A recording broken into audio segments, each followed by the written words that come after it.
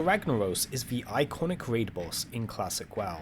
However, have you ever asked, why are we fighting this guy? So we all know Ragnaros, right? He's this big, strong, fiery guy that we fight, and he looks very scary and he likes fire. But the motivations for fighting Ragnaros are questionable at best. And going into the lore of World of Warcraft, you begin to think, is this actually a good guy? So to give context of who Ragnaros is, he was one of the main elemental lords, with Thunderran, Pherazane, and Niptulon. These guys were chilling on Azeroth until the old gods came from the Dark Beyond and invaded the planet. All the elemental lords actually teamed up together to fight against the old gods that were invading Azeroth. They were literally defending the planet. For the most part, they were successful in their campaign to defend Azeroth.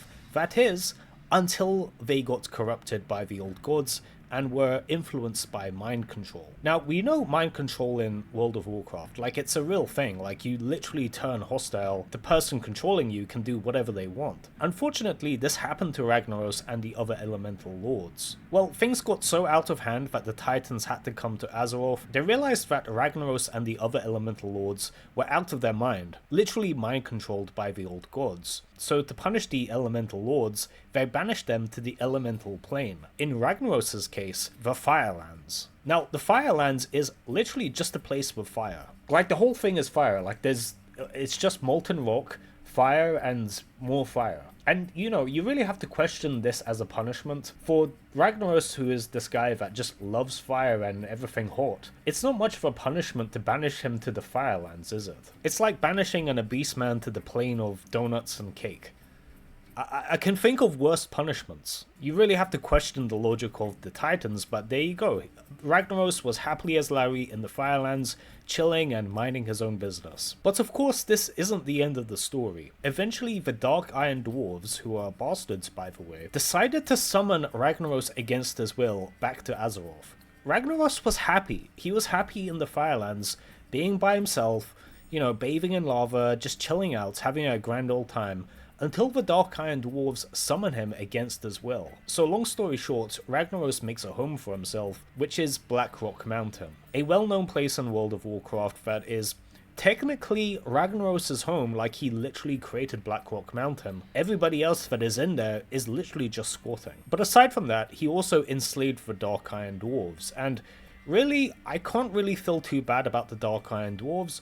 Number one, they brought Ragnaros to Azeroth against his will, so they're kind of enslaving him anyway. Number two, the Dark Iron Dwarves don't seem to have any beef with enslaving their own kind, so I don't really feel bad for the Dark Iron Dwarves in this circumstance. They're not exactly the victims in this story. So Ragnaros and his goons basically dig deep into the mountain and eventually go all the way down into Blackrock Depths and beyond, digging even further and make it to the Molten Core, which is basically just so deep in the planet, you're literally in molten rock. Like, there's like magma and lava and shit.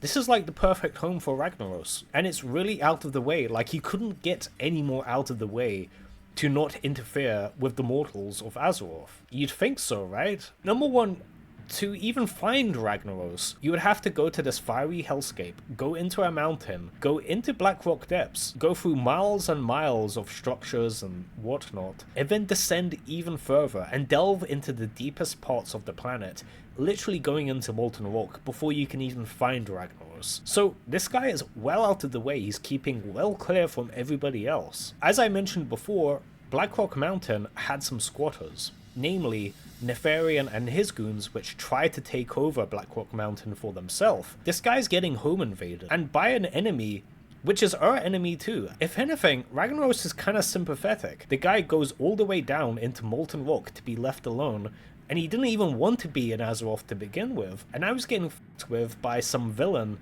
that we're going to fight anyway. Now, of course, Ragnaros and Nefarian start beefing in the mountain, and like I said before, Ragnaros is the rightful owner to Blackrock Mountain. This is his home. So Nefarian in this circumstance is the aggressor, and the whole pretense of mortals going into Blackrock Mountain to fight Ragnaros is that he's amassing an army?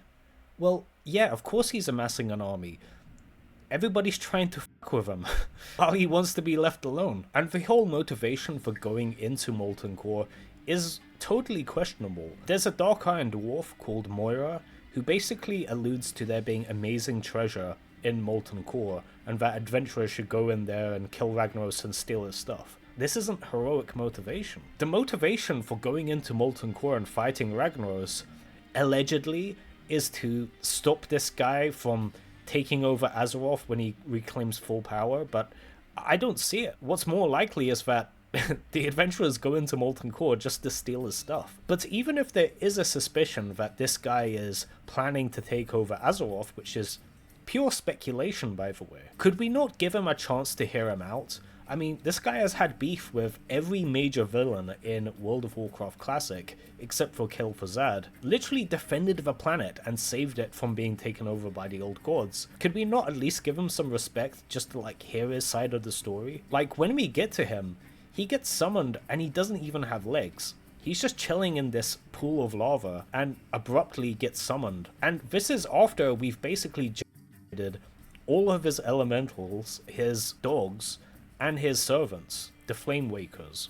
We essentially go into his home, kill everybody, steal his stuff, and wake him up when he is just chilling in a pool of lava. How exactly are we not the villains in this circumstance? Now, he comes back in Cataclysm with legs, and is rightfully pissed off at us. Like, I don't blame him. Like, if I was Ragnaros, and I had to go through all of this, you know, I literally saved the planet, I get mind controlled against my will, I get brought back by dark-iron dwarves who want to enslave me, I have to deal with, like, dragons invading my space, and then to top it off, the people who I've saved are trying to kill me. Yeah, I'd be kind of pissed off too. Like, Ragnaros was an okay guy. I'm not even gonna get started on Thunderran. Thunderran got beaten up by Ragnaros in the elemental plane on a fair one-on-one fight. He got put in the Talisman of the Binding Shard.